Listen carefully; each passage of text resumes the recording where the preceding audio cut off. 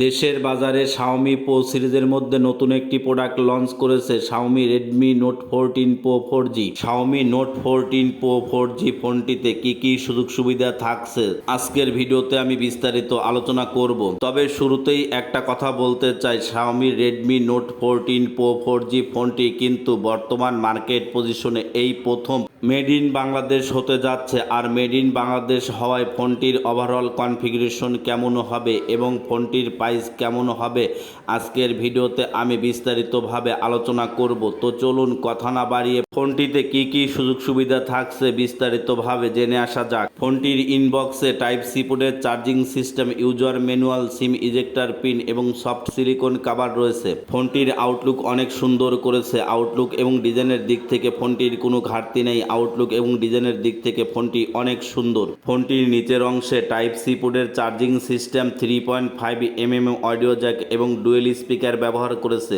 Dual speaker ব্যবহার করায় ফোনের সাউন্ড কোয়ালিটি অত্যন্ত দুর্দান্ত হবে। সাউন্ড কোয়ালিটি সুন্দর হবে কারণ ডুয়েল স্পিকারের পাশাপাশি ডলবি অ্যাটম সাপোর্ট রয়েছে। ডলবি অ্যাটমসের সুবিধা থাকায় বিভিন্ন মুডের বিভিন্নভাবে সাউন্ড কোয়ালিটির ফিলগুলো অনুভব করা যাবে এবং সাউন্ড কোয়ালিটি অত্যন্ত দুর্দান্ত লেভেলের সুন্দর হবে। এবং ফোনে যদি কোনো ভিডিও প্লেব্যাক করা হয়, ভিডিও প্লেব্যাকের যে সাউন্ড কোয়ালিটিগুলো রয়েছে আলাদা আলাদা ফিল অনুভব করা যাবে। ফোনটিতে 8.24mm থিকনেস ব্যবহার করেছে এবং ওয়েট হিসেবে 180 গ্রাম ওয়েট রয়েছে। থিকনেস এবং ওয়েটের দিক থেকে ফোনটির তুলনামূলকভাবে ঠিকঠাকই রয়েছে। ফোনটিতে 6.67 ইঞ্চির full HD plus 3D AMOLED eye care display ব্যবহার করেছে। ডিসপ্লেতে কর্নিং গরিলা গ্লাস ভিক্টাস 2 ব্যবহার করেছে। কর্নিং গরিলা গ্লাস ভিক্টাস 2 ব্যবহার করায় ফোনের ডিসপ্লে অনেক শক্তপোক্ত এবং শক্তিশালী হবে কারণ কর্নিং গরিলা গ্লাস ভিক্টাস 2 অনেক ভালো এবং শক্তিশালী একটা প্রোটেকশন ডিসপ্লের জন্য। কারণ কর্নিং গরিলা গ্লাস 5 বা 6 এর আপডেট হচ্ছে কর্নিং গরিলা গ্লাস ভিক্টাস 2।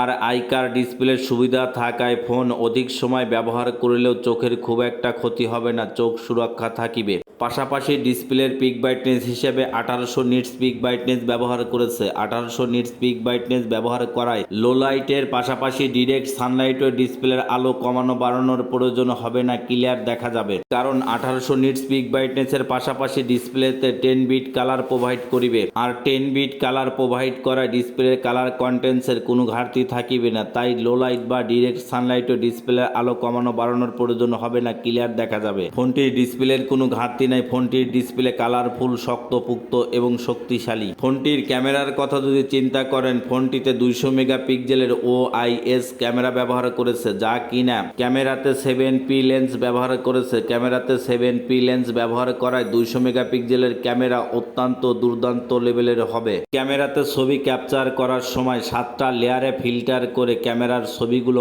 অনেক সুন্দর এবং কালারফুল করে দিবে। এবং ক্যামেরাতে OIS এর সুবিধা থাকায় যারা ব্লগ ভিডিও তৈরি করিবে তাদের জন্য এই ফোনের ক্যামেরাটি অনেক ভালো একটা সাপোর্ট দিবে। কারণ যারা ব্লগ ভিডিও তৈরি করে তারা দেখা যায় যে রানিং অবস্থায় অথবা কোনো রাইডে চড়ে ভিডিও শ্যুট করে, তখন দেখা যায় ভিডিও শ্যুট করার সময় হাত নড়লে ভিডিওর কোয়ালিটি খারাপ হয়। কিন্তু OIS এর সুযোগ সুবিধা থাকায় রানিং অবস্থায় অথবা রাইডে চড়ে ভিডিও করলেও ভিডিওর কোয়ালিটি কোনোই খারাপ হবে না। 200 মেগাপিক্সেল ক্যামেরার পাশাপাশি 8 মেগাপিক্সেলের আল্ট্রা ওয়াইড অ্যাঙ্গেল ক্যামেরা ব্যবহার করেছে। 8 মেগাপিক্সেল আল্ট্রা ওয়াইড অ্যাঙ্গেল ক্যামেরায় আপনি 120 ডিগ্রি অ্যাঙ্গেলে ছবি ক্যাপচার করিতে পারিবেন।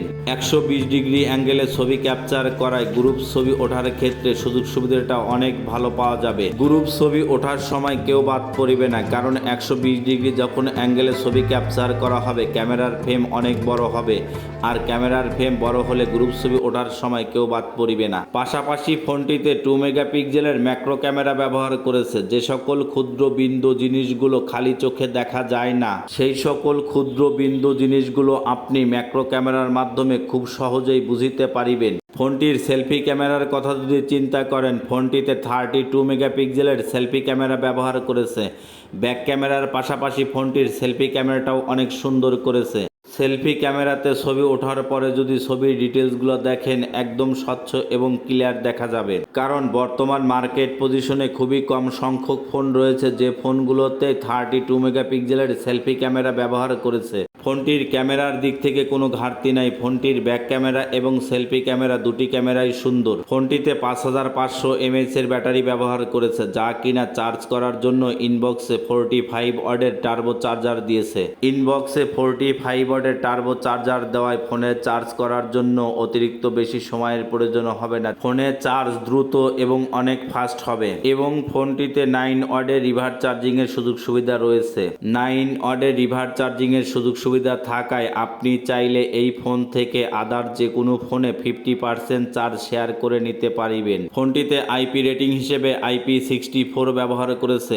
IP64 ব্যবহার করায় হালকা পানির ঝাপসা থেকে ফোন সুরক্ষা থাকিবে। ফোনটি আপডেট করায় অ্যান্ড্রয়েড ভার্সন 15 করেছে এবং অপারেটিং সিস্টেম হিসেবে হাইপার ওএস আপডেট করেছে। ফোনটির চিপসেটের কথা যদি চিন্তা করেন, ফোনটিতে MediaTek Helio G100 ultra chipset ব্যবহার করেছে। মিডিয়াটেক হিলিও G100 আলট্রা চিপসেটটি আপডেট এবং গেমিং একটি চিপসেট, যা কিনা 6 ন্যানোমিটার আর্কিটেকচারে করেছে। চিপসেটটি 6 ন্যানোমিটার আর্কিটেকচারে করায় গেমিং সুযোগ সুবিধাটা অনেক ভালো পাওয়া যাবে। আপনি যদি পাবজি, ফ্রি ফায়ার বা বিভিন্ন ধরনের অনলাইনের যে গেমসগুলো রয়েছে খেলেন, স্মুথলি খেলিতে পারিবেন, কারণ ফোনটিতে জাইরো সাপোর্ট রয়েছে। আর জাইরো সাপোর্ট থাকায় পাবজি গেম খেলার ক্ষেত্রে ফ্রেম ড্রপ বা গুলি মিস হওয়ার সম্ভাবনা থাকিবে না। জাইরো সাপোর্ট থাকায় অনলাইনের সকল প্রকার গেমসগুলো আপনি হাই গ্রাফিক্সে স্মুথলি খেলিতে পারিবেন কোনো প্রকার ঝামেলা ছাড়াই। ফোনটির চিপসেটের দিক থেকে কোনো ঘাটতি নাই। ফোনটির চিপসেট অনেক ভালো এবং শক্তিশালী। ফোনটিতে ইন ডিসপ্লে ফিঙ্গারপ্রিন্ট সেন্সর ব্যবহার করেছে। ইন ডিসপ্লে ফিঙ্গারপ্রিন্ট সেন্সর যথেষ্ট ফাস্ট এবং স্মুথ কাজ করিবে। ফোনটিতে এআই এর কিছু অসাধারণ ফিচার্সও অ্যাড করেছে। Google Gemini, AI image editing, AI album pro, AI sky pro, এমন অনেক সুন্দর সুন্দর ফিচার্সও রয়েছে। গুগল জিমিনিং, গুগল অ্যাসিস্টের আপডেট ভার্সন হচ্ছে গুগল জিমিনি। যখন আপনি কোনো বিষয় গুগলে সার্চ করবেন, সমস্ত কিছুর ডিটেলস আপনাকে গুগল জিমিনি অ্যান্সার করে দিবে। এআই ইমেজ এডিটিং এর সুবিধা। এআই ইমেজ এডিটিং এর মাধ্যমে ছবি ওঠার পরে আলাদাভাবে আপনাকে এডিট করতে হবে না, অটোমেটিক এডিট হয়ে যাবে। এআই অ্যালবাম প্রোর মাধ্যমে আপনার পুরাতন যত ছবি থাকুক না কেন, যদি ডিলিট হয়ে যায়, এআই অ্যালবাম প্রোর মাধ্যমে ডিলিট হয়ে যাওয়া বা হারিয়ে যাওয়া সকল ছবি এক ক্লিকে আপনাকে খুঁজে পেতে সহায়তা করিবে। এআই স্কাই সুবিধা থাকায় আকাশের কালারগুলো অথবা ব্যাকগ্রাউন্ড চেঞ্জ করার জন্য আপনাকে ছবি বারবার এডিট করার প্রয়োজন হবে না। এআই স্কাইয়ের সুবিধা থাকায় এক ক্লিকে আকাশের কালার অথবা ব্যাকগ্রাউন্ডগুলো পরিবর্তন করা যাবে। এছাড়াও কিন্তু ফোনটিতে আরো অনেক সুন্দর সুন্দর এআই এর ফিচার্সও রয়েছে। ফোনটি আপডেট করায় বর্তমান মার্কেট পজিশনে একটি মাত্র ভেরিয়েন্ট লঞ্চ করেছে R256, যার বর্তমান বাজার মূল্য করেছে 29,999 টাকা। মাত্র 29,999 টাকাতে এই প্রথম শাওমি নিয়ে এসেছে কার্ভ ডিসপ্লের একটি ফোন। তাই যারা ভালো এবং উন্নত মানের কার্ভ ডিসপ্লে গেমিংয়ের জন্য প্লাস ক্যামেরার জন্য যারা ভালো এবং উন্নত মানের একটি ফোন নিতে চান, তারা কিন্তু Xiaomi Redmi note 14 pro 4G ফোনটি নিতে পারেন। কারণ রেডমি নোট 14 প্রো 4G ফোনটি বর্তমান মার্কেট পজিশনে আপডেট করায় আদার্স অন্যান্য ব্র্যান্ডের থেকে সব দিক থেকেই কনফিগারেশন তুলনামূলকভাবে এগিয়ে থাকছে। বিশেষ করে ক্যামেরার কথা যদি চিন্তা করেন, একমাত্র শাওমির নোট 14 প্রো 4G ফোনটিতেই কিন্তু মাত্র 29,999 টাকাতে এই প্রাইস সেগমেন্টেই 200 মেগাপিক্সেলের OIS ক্যামেরা ব্যবহার করেছে, যা কিনা বর্তমান মার্কেট পজিশনে কোনো ব্র্যান্ডের কোনো ফোনেই দেয় নাই। তো বন্ধুরা, Xiaomi Redmi note 14 pro 4G ফোনটির কনফিগারেশন আপনাদের কাছে কেমন লেগেছে অবশ্যই কমেন্টে জানাতে ভুলবেন না এবং নতুন নতুন এমন অনেক ভিডিও পেতে চ্যানেলটি সাবস্ক্রাইব করে পাশে থাকা বেল আইকনটি বাজিয়ে দিন।